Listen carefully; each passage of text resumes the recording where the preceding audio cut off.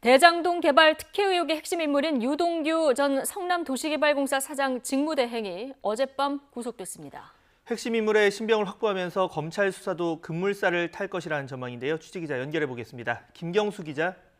네, 서울중앙지검입니다. 네, 자 유동규 전 직무대행 구속영장 예상보다 빨리 발부가 됐군요. 네, 유 전 직무대행은 어제 오후 2시부터 영장 심사를 받아서 오후 5시 무렵에 신문이 끝났는데요. 결과는 4시간 만인 밤 9시에 나왔습니다. 법원은 증거인멸과 도주 우려가 있다며 영장을 발부했습니다.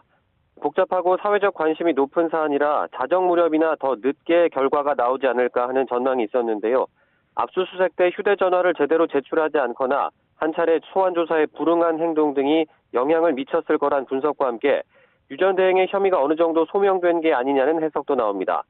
앞서 검찰은 유 전 대행에게 배임과 뇌물 혐의를 적용해 구속영장을 청구했습니다. 검찰은 유 전 대행이 대장동 개발 사업에 깊숙이 관여하며 민간 사업자의 초과 이익을 환수하는 장치를 일부러 마련하지 않아 민간 사업자가 천문학적 이익을 얻게 하고 그만큼 성남시에는 손해를 끼친 것으로 보고 있습니다. 또 이렇게 사업 이익 배당 구조를 설계하는 등 편의를 봐준 대가로 8억 원을 받은 것으로 보고 구속영장의 뇌물 액수를 기재했는데요. 구체적으로는 화천대유 대주주 김만배 씨로부터 5억 원, 과거 위례신도시 개발 사업자 정모 씨로부터 3억 원을 받았다는 겁니다.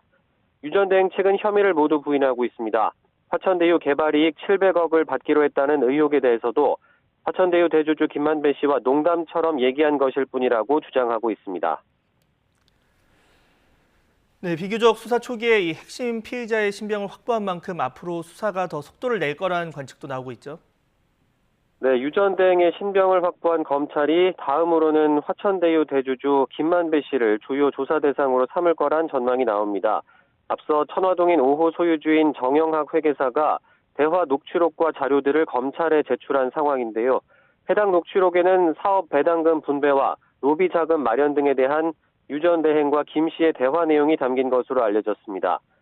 최근엔 김 씨가 박영수 전 특검과 인척 관계에 있는 사업가에게 100억 원을 건넸다는 의혹이 추가로 불거진 상황입니다.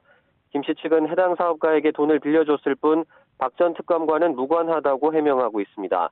박 전 특검 측도 해당 사업가는 촌수를 계산하기 어려운 먼 친척이라며 두 사람 사이의 거래에 대해서는 전혀 모른다고 밝히기도 했습니다. 하지만 검찰은 100억 원의 정확한 사용처를 밝히기 위해 자금 흐름을 추적하고 있는 것으로 알려졌는데 김만배 씨가 화천대유에서 빌린 473억 원이 어디로 갔는지도 함께 살필 것으로 보입니다. 이외에도 검찰은 화천대유에서 일하다 퇴직 때 성과급과 위로금 등의 명목으로 50억 원을 받은 곽상도 의원 아들에 대한 조사에도 나설 것으로 전망됩니다. 또 권순일 전 대법관과 박영수 전 특검 등 고위 법조계 인사들이 화천대유 고문을 맡으면서 어떤 역할을 했는지도 검찰 수사로 밝혀져야 할 부분들입니다. 지금까지 서울중앙지검에서 전해드렸습니다.